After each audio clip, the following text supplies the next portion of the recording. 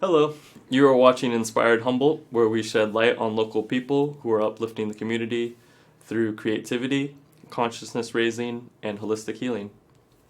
I'm Casey, and this is Patrick, and we are part of a Rising Community, which is a nonprofit organization and also one of the many Dreammaker projects of the Ink people. We'd like to thank the Ink people for the use of this space and also the Mars Project for filming, editing, and all things technical. So today our guest is AJ Ross. So AJ, tell us a little bit about yourself. How did you get up here in Humboldt? I sort of stumbled upon Humboldt, Arcata. So I grew up in San Jose, California, and I spent like from the age of 12 to 24 in San Jose, and just kind of didn't feel fulfilled there, so I took a leap of faith, did some work trade, and ended up in San Diego. And that lasted for as long as it did, and then kind of ended up on a new journey. I called it a home-free journey because we didn't have a home. We just rolled in the SUV, and we were trying to go as far north as possible, and it landed us in Arcata. And that's basically how I became rooted in this place. Cool. I'm from San Jose too, so I'm learning something new about you.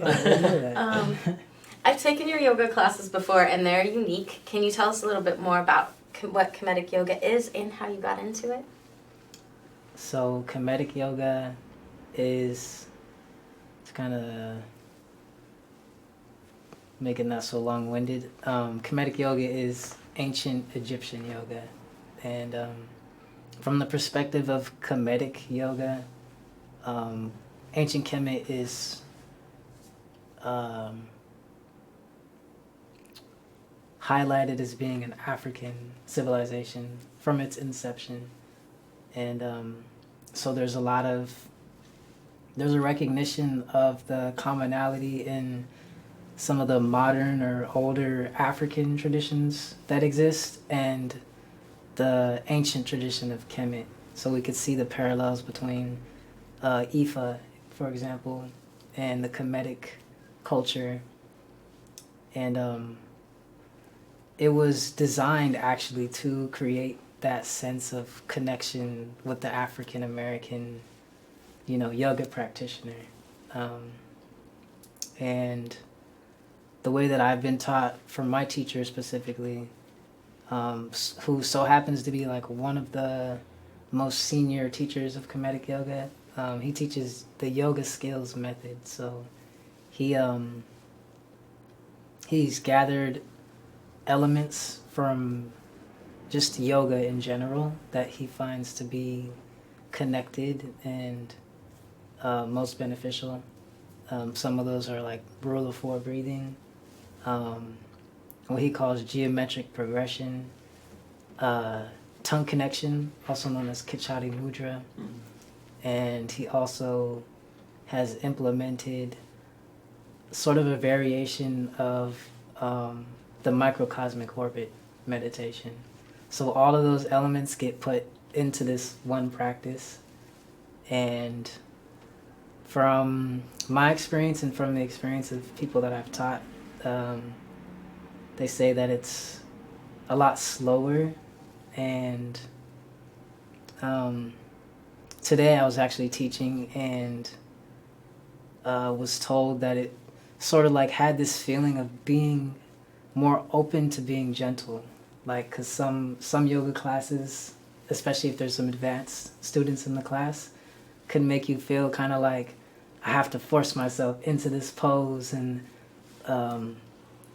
there's like this pressure. But with this practice, there's this sense of, I think it has a lot to do with the breathing, honestly, where you're like, okay, I could be gentle with myself and I could get to where my body can go in this moment instead of trying to force it, further.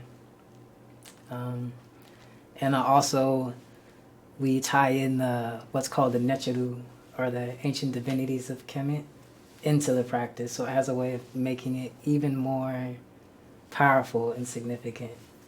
And I like to kind of give a little bit of background on the practice while I'm teaching it. But I also try not to say too much because I know it can be overwhelming sometimes, the amount of information that actually goes behind the whole practice. Yeah. Did I answer the question? Well, I'm taking your class, and I definitely feel like you say just enough to like spark curiosity. And I know a couple times after class I've like asked you to like explain more on certain things that you would mention. It's a super like relaxing and like fun class to take because it's different, and you never really know what you're gonna learn from you. I appreciate that. Yeah, definitely, man. Also, as a long-time yoga practitioner, I think it's also really gentle on the body because people mostly get injured in transitions, and all your transitions are very on purpose and slow, and so it's definitely, good for everybody. I noticed. And also, I saw on your Instagram where you were doing yoga to your own music. Can you tell us a little bit more about your music? Yeah. So it's actually been a long time since I've recorded music. But I started recording music back when I was 19. I have 27 years now, so that's 8 years ago. And I started making music with my brother, my twin brother, and we had our little group. We called ourselves Doppelgang. And yeah, it was just, for me, it was an exploration and self-expression, making music, because I felt like for a long time, I really didn't feel confident in expressing myself, And I had some, I wouldn't say like dramatically traumatic, but some traumatic experiences in my, growing up that caused me to kind of like shut down and get trapped in my shell. And I think I had this foresight that the music was gonna help me to like break myself out of that. And it was harder than I thought. And it also, the funny thing is it created a lot of confidence in me, but also created even more insecurity. So at some point, I ended up stopping making music and focused more on my spiritual development. I got into Buddhism, and I really kind of like, at that point was like, I'm giving up everything, no desires, nothing. And at some point, I just realized that I was even more depressed than I was when I had started my whole journey, and music came back to me. I started freestyling, and then made a couple more tracks after that. But then we went even, we kind of took another crazy route and got rid of all of our music equipment so that we can be lighter on our journey and just have no attachments kind of thing. And of course, it's come back into my life again. So I think it's just a part of my life that is always going to be here. And I just really like having the outlet to express myself in that way. And I think also because of my astrology, I have maybe some of y'all won't know what this is, but my Pisces is it Mercury in Pisces? I don't know. Pisces and Mercury, something having to do with that. And that's my way of expression is poetic. So it makes it a lot easier for me to kind of explain myself, really. Yeah. I find like in most creative endeavors you have to be really vulnerable, and the more you do it and the more you like become accustomed to that vulnerability, the more you can kind of just like sink into it. And it's sometimes I feel like that's why we really like creative things, is because that layer of vulnerability kind of lies within it. And we all feel more at ease when someone is being vulnerable with us, kind of thing, True, yeah. Yeah. So I've also seen you perform poetry at Northtown, I think you were performing with Word Humboldt at the time. Can you talk a little bit about your poetry and your experiences with Word Humboldt? Yeah, actually, I pretty much avoided open mics all the time before I came here, and I was just afraid. Like, I went to a couple open mics back in San Jose, but I just was like, nah, I can't do this. And when we came up here, we went to this open mic, and it just so happened to be the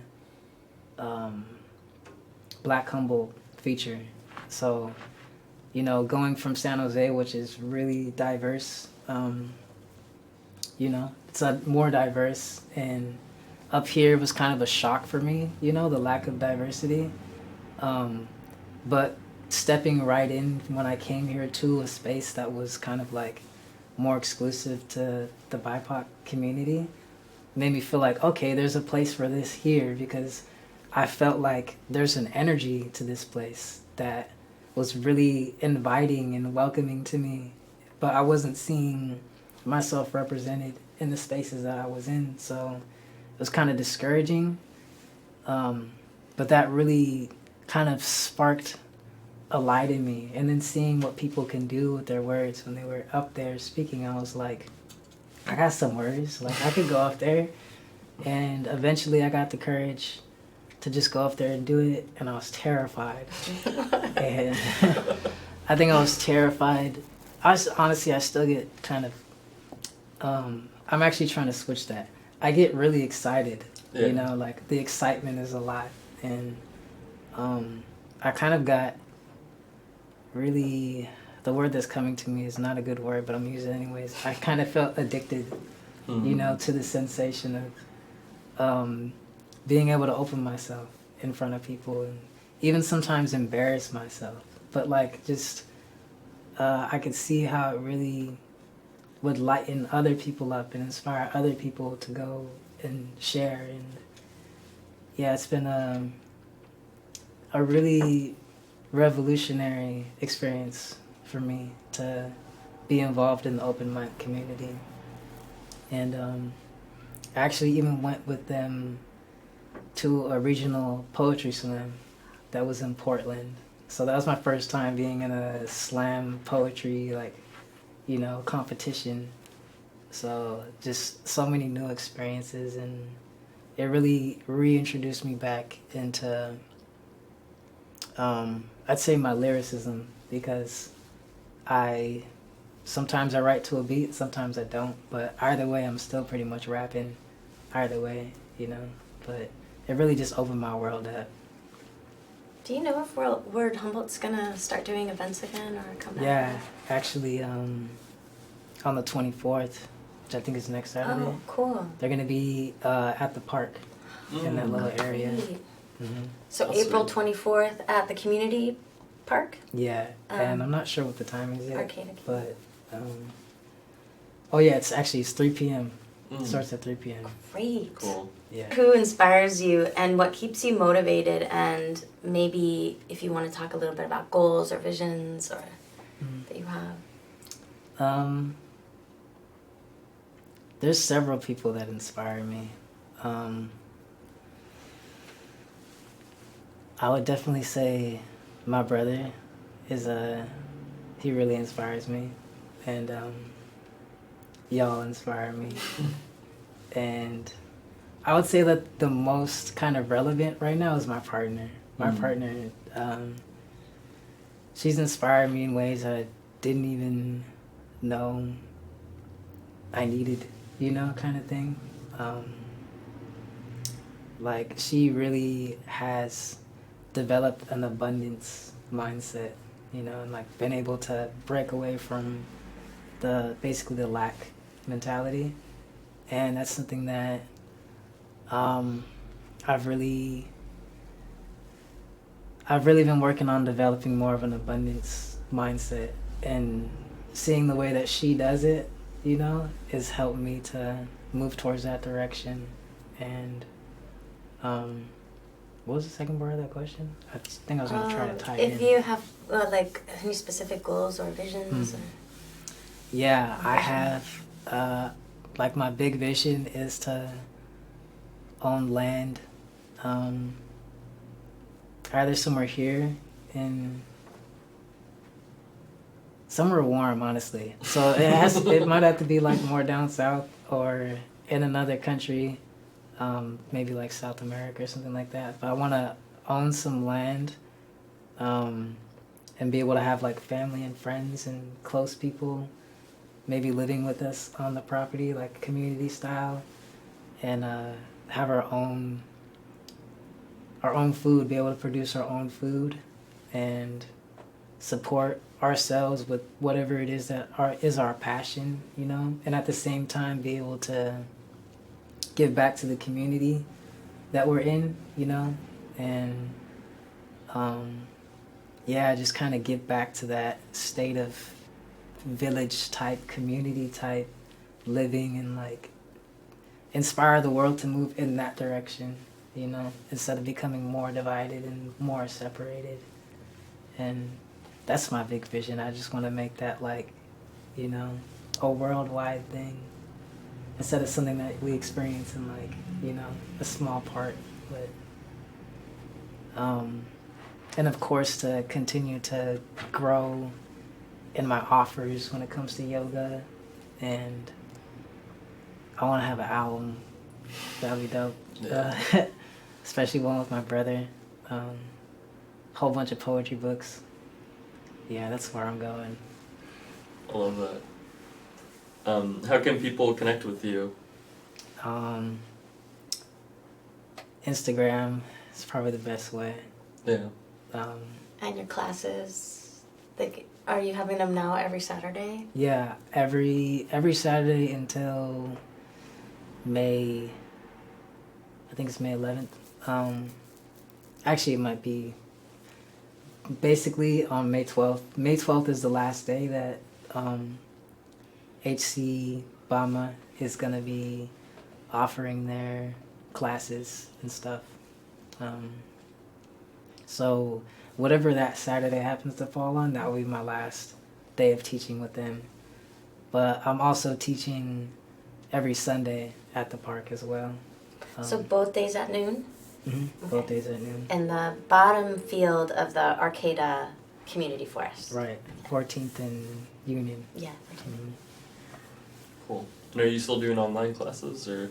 Yeah, I'm thinking of, the plan is on Monday to do an online class so that it could be expanded to more people, and also so I could record it so people, if they miss it, they could, you know, like, reach out to me about receiving the recording, you know, instead of being live or trying to force themselves Totally. to make a time. Yeah. You know? And if people wanted to do the online class, would they just find the info on your Instagram or? Yeah, that'd be Yeah. the best way. Yeah. Yeah. Cool. So what are some of the other organizations? So there's HC Bama you're connected with. As right now, are you just teaching classes through them? I think that you've also done some other events with them. Can you tell us a little bit about your experience with them or any other organizations that you, or people that you collaborate with? So I'm collaborating with HC Bama, which is Humboldt County Black Music and Art Association. And right now I'm one of their culture bearers. So I'm amongst a group of other people that are offering sort of like Afrocentric type healing and artistic things for the community. And it's really aimed at the youth. But for what I'm offering, they've kind of expanded it to include any age, you know? And they often invite me to speaking engagements, and like they ask me to read poetry pretty often at their events. And I'm also working with or have connection with the Oz, which is Youth Art Will Succeed. It's another Black art nonprofit organization, and it was actually with somebody that I met through the poetry community, and she's a really good friend of mine now. And then also I work with Black Humboldt on occasion, and y'all are a nonprofit, so Yeah. with y'all too. Yeah. Is Yaz the organization of Andrea? Is that Right. Oh. We should interview her too. That'd be awesome. Yeah. That's a question I ask. Is there anyone else you would think of that we could interview? Yes, So, Andrea, okay, yeah. for sure. Cool. Well, if you could accomplish anything without any risk of failure, what would you want to take on?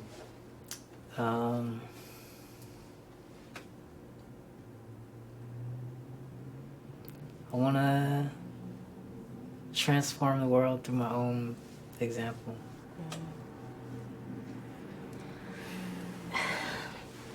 That needs a minute. You said that maybe you would be willing to read a poem. Mhm. Would you still? Yeah, willing to I'm do up for that. That's good. Mhm. All right. I looked for one before, so I wouldn't just be scrolling right now. This You is learned actually from Word Humboldt. This is about the scrolling. Yeah. So I actually put out my first chapbook in February, which is like a little mini poetry book, and I titled it "Journey to a Menta," and a menta is like basically the comedic version of the afterlife, and it's like a journey through my evolution and my awareness of ancient Kemet and the way I've kind of switched from other belief systems, to basically towards ancient knowledge, and wisdom. I guess it's all ancient knowledge and wisdom. But this poem is titled Enuk Ra Menchu, and it means I am the satisfaction of Ra. I think that's what it means. I put that together. Okay. I ride the early alpha waves before rising for the day. My mind is set on the future. My body is set ablaze by the mindful movement. I am purified with each twist of the spine. My eyes find a point of stillness of reference. My guides tell me how to move. My ancestors are still with me. I feel them. This all occurs before breakfast. They show me that really there's nothing new. We just use materials that already have been produced, like noon. From those primordial waters I arise, they comprise the creation that I see when I awaken. To me it is clear. There's a nothing that is sacred. It's everything. It stands alone, can't be taken. The mistake that we've been making is the way that we've been making that a singular being when it's everything connected. So if I think the sun as it shines, the lessons, the beauty and intelligence of nature, the kindness of another, the oneness we experience on top or under covers, then I wonder what's the difference. I'm still worshiping divinity. I meditate upon the energy that rises from the base of my spine as I measure each breath in 4 parts. I get blessed by more art when I look out to the view of the bay while the moon keeps the dark from engulfing what is conscious still. I could tell you how the process feel. Gotta watch it fill your heart with content that comes when we can step away from control. Surrender what we know to be filled by the soul. The reflection it makes on the globe while it rotates around us. That to me is profound love. To me it's no surprise what it do. When I get up around 3, when I rise before the dew, like the sun, Ra, traversing through the cosmos. I shine my light throughout the dark, reflecting the journey of all souls. Thank you. Thank you so much, AJ. Thank you for being here. We're so grateful and appreciate your inspiration. So any websites or information about AJ, we'll put in the links below. Is there anything else you want to say before we go? You're making me rhyme. That happens, yeah. I wanted to say Ankh, Uja, Sened, Hotep. And what that means is life. It's like a well wish for life, health, prosperity, and supreme peace. And I say that after all of my classes and after all of my posts, you know. So Thank you. We wish that's what I that wanted to for you. Thank you so much. Thanks.